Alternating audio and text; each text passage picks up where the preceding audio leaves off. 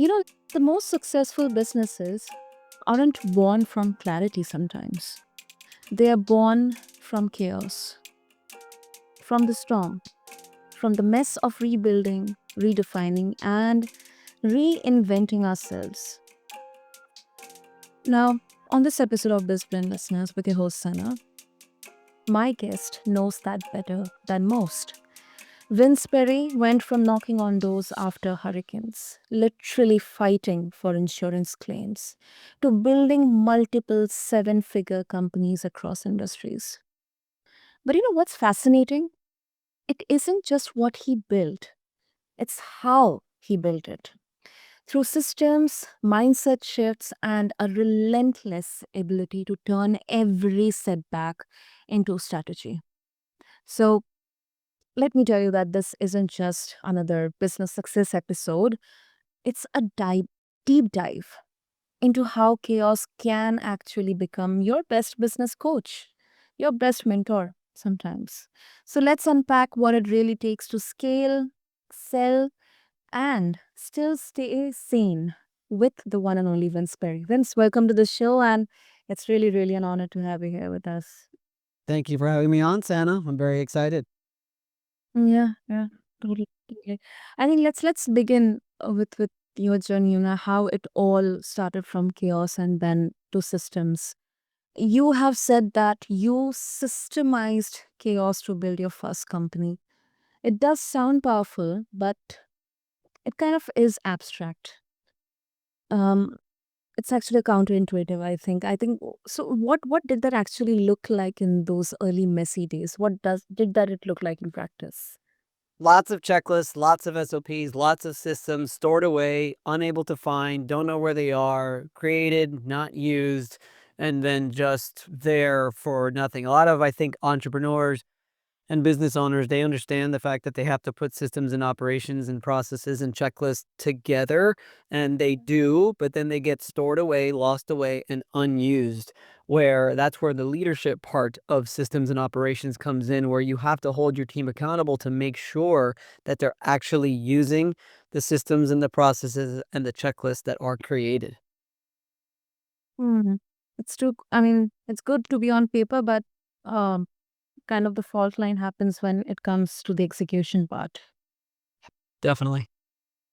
Mm-hmm. And when did you realize that the chaos wasn't something to eliminate, but something to structure around?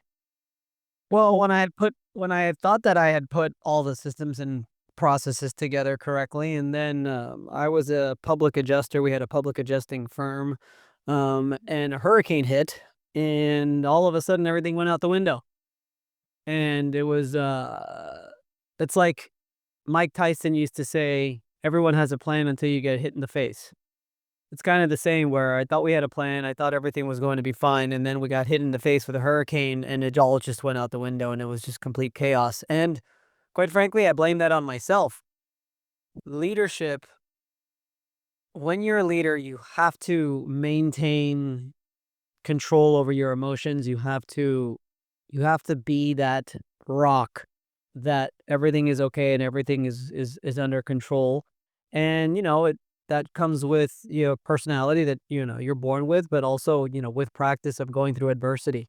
And at the time I was pretty young, and the hurricane hit, and it was a little bit too much chaos for me. And I think that's probably subconsciously the rest of the team saw that I was a little out of whack, and everything just sort of became out of whack as a result of that. So, I know there was systems and processes and all of that, but if it starts at the top, and if leadership is not maintaining emotional control, then it all sort of falls apart from there.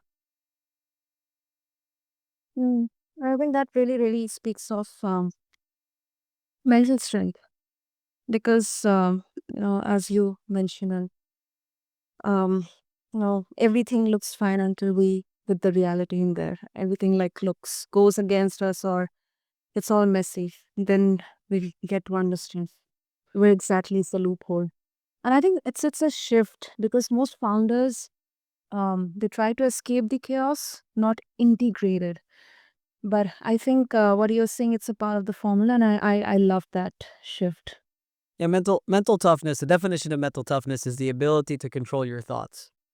And what separates the greats from the goods. So I was avid tennis player my entire life. I played college tennis. I was a tennis coach, and I trained and coached a lot of elite athletes. And one thing you'll notice, what separates Novak Djokovic, Serena Williams, Roger Federer, what separates them, literally what separates the number 1 and the number 2 from the number 5, 6, 7, even within the top 10, I think it was Serena Williams that said it, and it's having a short memory. So again, it goes back to mental toughness is the ability to control your thoughts. How long are you going to actually dwell in the past? How long are you going to actually dwell in a mistake? How long are you going to actually dwell in the fact that you just lost a point in tennis that you should have won? It's the ability to forget that and get back to the present and get back to your ultimate goal that you want to get to and literally forget it. Not say you forgot it and still kind of be upset that you did that, but you have to just go back, focus in the moment, and keep moving forward. So it's a short Compart- memory, yeah, compartmentalize your medicine. not even compartment, getting it out of the compartments completely and focusing on what you're supposed to be focusing on. Mm. Yeah, that's interesting. Very interesting. Now let's shift to from building business to selling, with or without, especially without the founder. Now, this is a kind of, a gap, because many entrepreneurs struggle to let go, especially if, their identity is completely tied up with the existence, the functioning, the very soul of the company. How do you teach detachment without killing their drive? I think that we need to change the mindset a little bit of how we look at our business. Everywhere you go where you get business coaching and people are giving you all the tactics and strategies to scale your business, it's always about generating more revenue and making more money and scaling this part and scaling that part, when it doesn't really teach you how to actually look at the valuation of your business. One of my goals is to try to convince the entrepreneur and the business owner to look at their business like an asset, to look at their business like an investment, sort of like the way you look at real estate. You buy an investment property, you work in it to make it look nice, to change the floor and increase its value, and you put some work into it, and then you just sort of let it sit and you let it increase its value over time.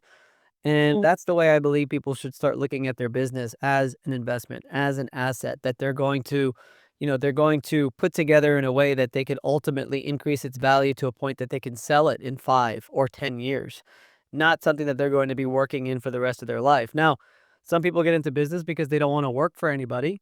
So they don't mind owning a business and having a job sort of at the same time so they don't have to work for anybody. And that's fine, but even that, if you have any drive whatsoever and any kind of ambition, and most business owners do, you're gonna continue to try to find ways to grow it and to scale it and to scale it and to grow it. But that's almost like a never-ending process. It's like the when you're out in the ocean, it's like looking at the horizon. The horizon just keeps getting farther and farther away. If you have an end goal in mind and you have the idea already fixed that in a particular number of years you're going to sell it, you want to try to increase its value as much as you can so that you can go ahead and make that transaction when the time is right. Private equity does it all the time.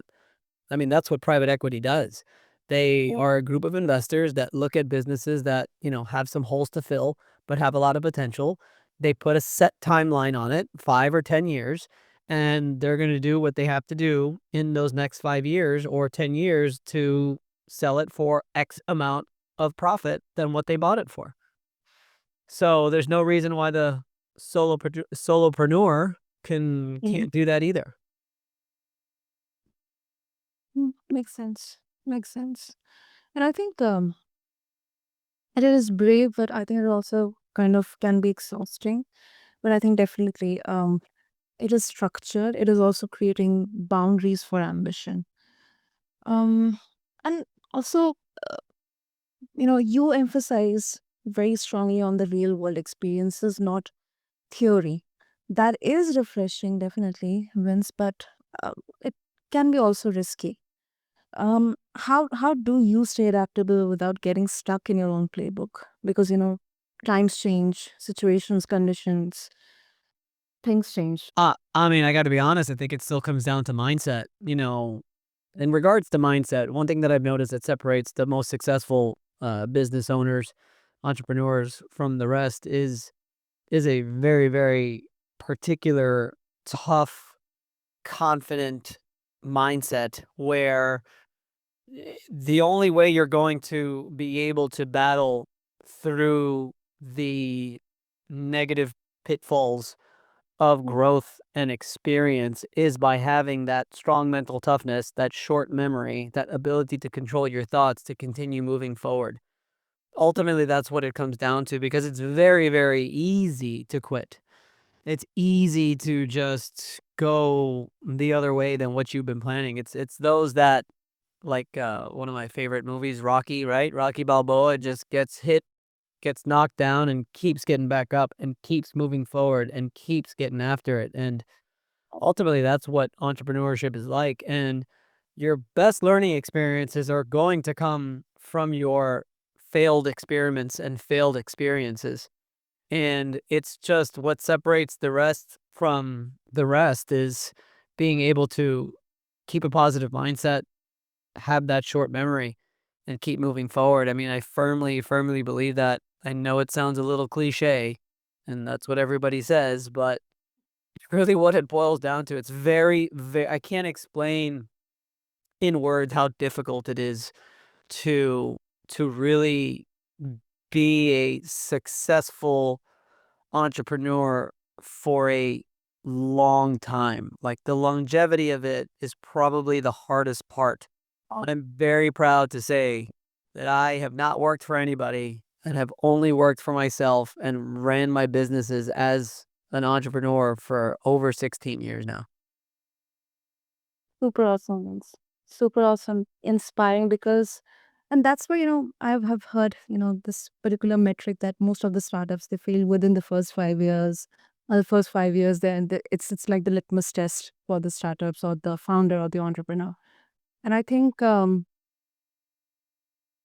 this particular takeaway, it's one of the most important, the highlighted golden nugget from this conversation, that it is tough to make it sustained or And make it. it's okay, and that's okay. Like, if you start a business and you fail within the first 5 years, that's fine. You're gonna learn a lot from that, and then if you start your 2nd and 3rd and 4th businesses and they don't ever get to where you wanna get to, that's okay. It's still part of the journey of you being able to get knocked down and get back up. I don't think there's a single successful business owner, entrepreneur that didn't have failed businesses before being successful. And Absolutely. what is success? Right? I mean, that's another conversation that we could have all day is everyone has different definitions of success. Is it a dollar amount? I don't think it should be because I will tell you something about dollar amounts is it'll never be enough. So, having a having a family in a nice home with a pool and a backyard and being able to support yourself without having to worry about paying for dinner and how having to worry about how much dinner's gonna cost and having to worry about how much you're gonna spend at the grocery store or how much you're gonna spend on a vacation, that doesn't take millions of dollars. Take it from me. It does not take millions of dollars. I don't know where you're located, Santa, but here in the US, I would tell you it probably only takes a couple $100,000 a year, and it might seem like a lot, to some people who are listening, but it it's not that much. Like there is definitely a way and a path to get there. That you could have just enough, just the right amount of money where you could live that comfortable life where you have gone past the worry of where my next meal is going to come from or where are we able to go on vacation or any of those things. That doesn't my point is that it doesn't take millions and millions of dollars to get there. And I think people get a little bit confused as to what their definition of success is. That's very well said, and that's really really thoughtful. And I think I would absolutely agree with you. I mean, irrespective of whosoever is in any of the location. But I think um, some of the most basic needs and the Maslow's hierarchy that we talk about, um, it comes with very much strategic and I think with clarity and also a bit of mental strength as well. Oh yeah. Super. So Vince, before we wrap up, um, if I think my last question to you would be, do you think purpose should be built into the business model, or it is something that can be discovered through the journey? I think you just have to. I mean, I might be answering the question. I might not be answering the question, but I think I think sometimes purpose. I will answer the question. I think sometimes purpose comes later. Uh, Uh, I think sometimes if you only follow your purpose, you may not get to the success that you want to get to, which is the success that I just talked about. I have found that sometimes you realize the purpose after you start doing the thing. And you realize that you're really helping somebody and you're really doing something for others that's really good, and and that ultimately applies to your purpose. I think in order to really get through the mental hardships and the bad days, and quite frankly, entrepreneurship, it's a good day, bad day, all in one day. Um, but you have to just like it. Like, you have to really enjoy it. Like, I love leadership. I love working with the people on my team. I love creating content. I love really mentoring and teaching and helping people as much as I can. And luckily, I get to do that pretty much every single day. And the stuff that I don't like to do, like responding to emails or updating my calendar or all the administrative stuff that goes on behind the scenes, like, I don't like to do that stuff. And I've come to a place where I don't have to do that, and I could just focus on the people aspect, the leadership aspect, the mentorship aspect, the sales aspect. Like, those are the things that I enjoy doing much more. So it ultimately serves my purpose, which is to be to be the supportive role of those around me. I'm able to do that in my work. I'm able to do that in my family and amongst my friends, and it leads to a purposeful life ultimately. But you have to realize what you like and what you don't like first. Maybe the administrative stuff is what you do like, and that's the stuff that you should be doing on, because ultimately, even by being if you're a business owner and you're doing a lot of the administrative stuff and you enjoy it, that's having an impact on everyone else that you're serving in your business anyway. So you find a purpose in that as well. Mm, yeah. Brilliant, brilliant. I think this has such a it has been a very straightforward, very clear cut conversation, Vince. So I'm very sure our listeners will be interested to explore more. So if they would like to connect with you, what would be the best way?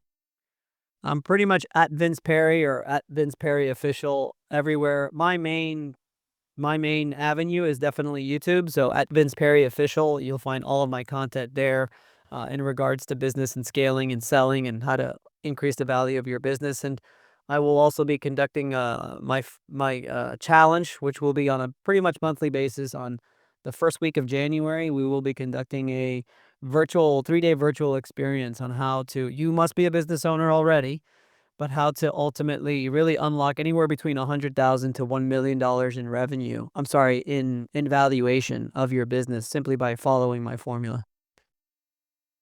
Super, super. So listeners, go check out. I'll have all the links in the show notes.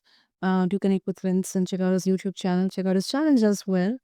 And if you are listening right now and you're wondering how to build something sustainable, maybe the first step, it isn't another strategy call. It's maybe learning to trust that the storm itself is shaping your next system. So, Vince, thank you so much once again. Thanks for showing us what that looks like in real life. Thank you, Santa. I really appreciate you having me on.